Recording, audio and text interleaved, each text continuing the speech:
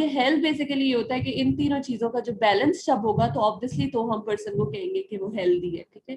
ये नहीं कि सिर्फ वो पर्सन जो है फिजिकली अगर वो बिल्कुल ठीक है, लाइक दवाइयां वगैरह लेके वो ठीक हो रहा है, तो वो बेसिकली हेल्दी नहीं है।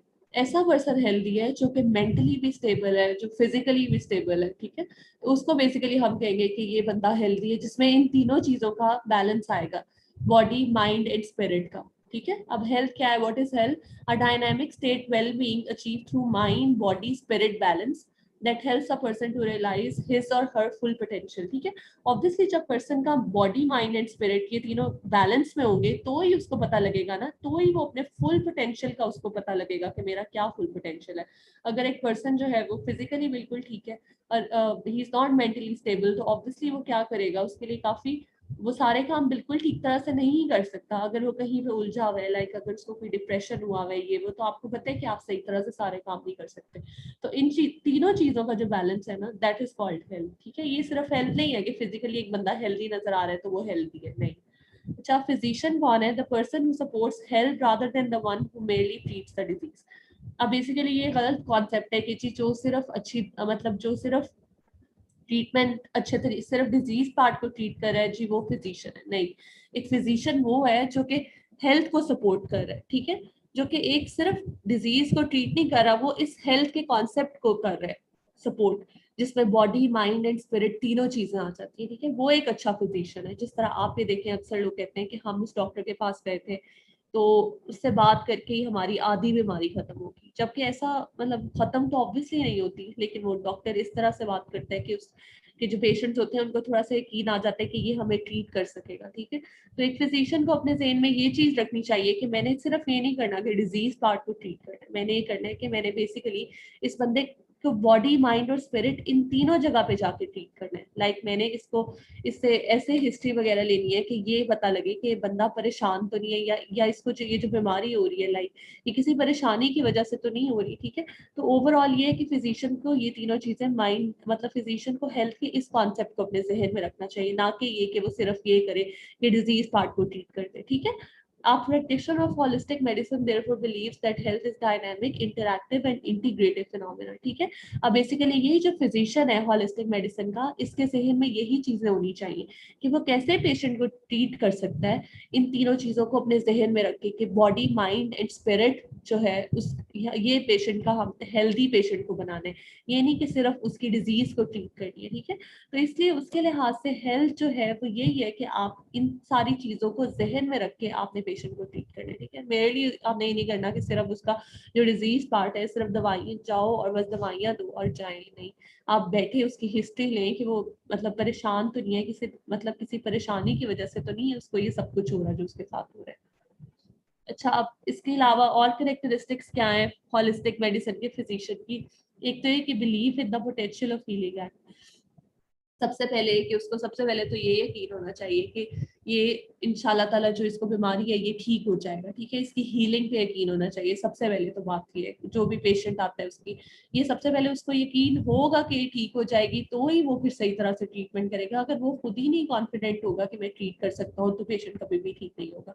Second, capacity to listen and empathise. अब ऑब्वियसली उसके अंदर एक अच्छे फिजिशियन के अंदर ये कैपेसिटी होनी चाहिए कि वो पेशेंट की बात बहुत ध्यान से सुने, और उसके बाद वो उसको जब वो उसकी बात पहले तो ध्यान से सुने और सेकेंडली वो उसको ये यकीन दिलाए कि नहीं इंशाल्लाह ताला आप ठीक हो जाएंगे, लाइक पेशेंट को ये यकीन दिलाएं, ठीक है। पेशेंट के साथ एम्पैथी रखें, ठीक है।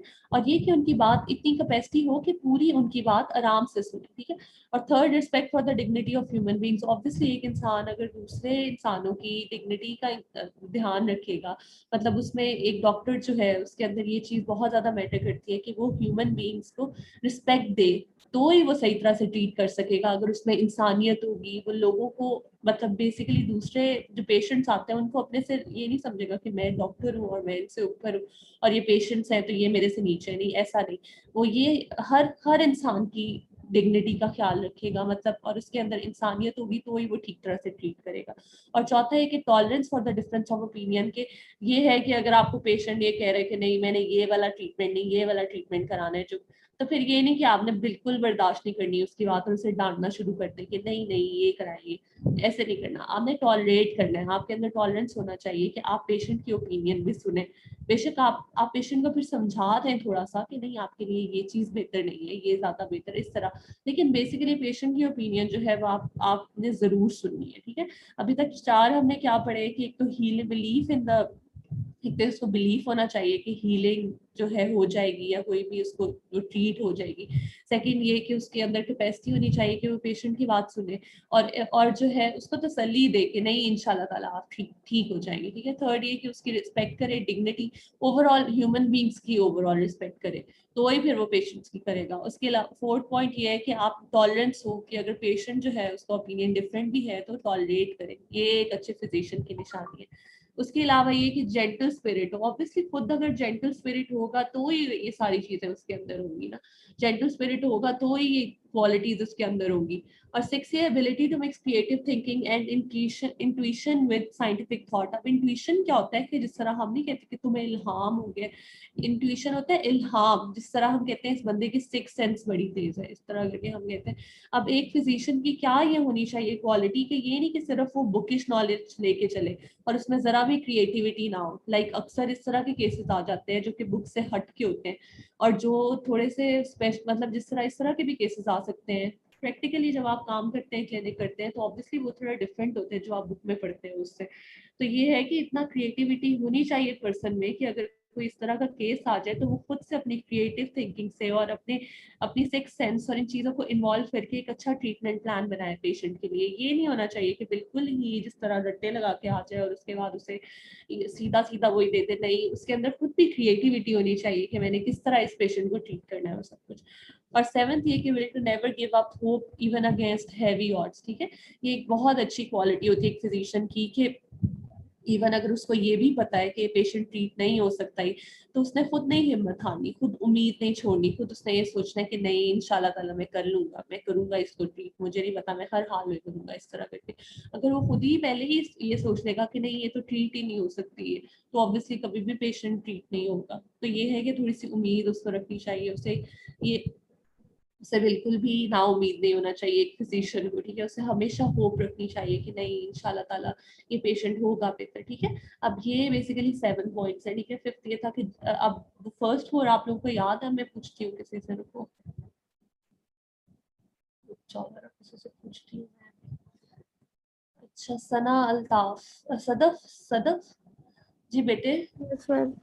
मैम इसमें जो थी कैरेक्टरिस्टिक्स थी कि पेशेंट को ये नहीं आपने इसलिए हैंड रेस किया आंसर देने के लिए, चलो बेटा जी वेरी गुड। आपने पहले भी किया था ना हैंड रेस, है ना? Yes ma'am. Very good. नहीं नहीं आपसे नहीं सुनना, मुझे पता आपको आता है।